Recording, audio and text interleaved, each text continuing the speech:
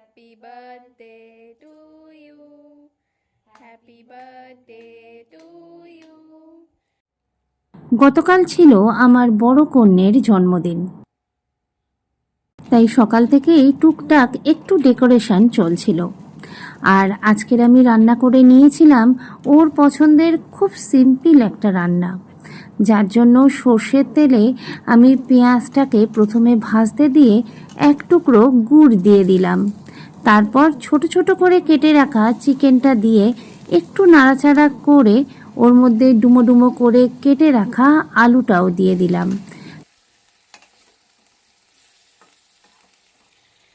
আর এই রান্নার মূল উপকরণ হলো পেঁয়াজ আদা রসুন আর সাথে ধনেপাতা বাটা, আর কিচ্ছু মশলা লাগবে না। এটা দিয়েই ভালো করে কষিয়ে ধীরে ধীরে চাপা ঢাকা দিয়ে রান্নাটা করতে হবে।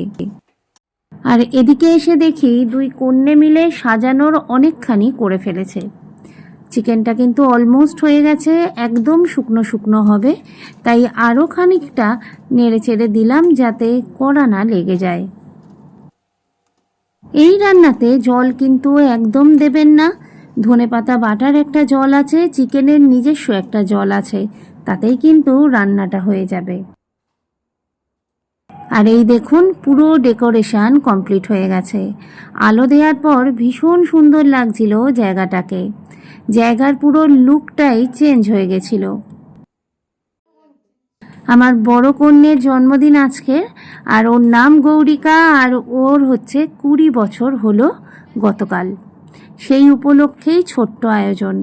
যদিও জন্মদিন চলে যাওয়ার পর 5 রকম রান্না করে আমি একদিন ওর জন্মদিন করি।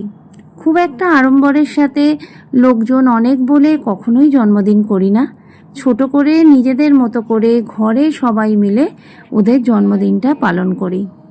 ওকে আশীর্বাদ করবেন যাতে ও অনেক বড় হয়, জীবনে যেন নিজের লক্ষ্যে পৌঁছতে পারে, আর সর্বোপরি যেন একজন ভালো মানুষ হয়।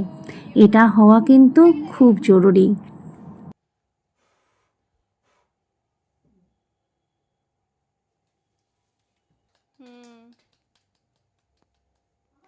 চল বন্ধ করে দে।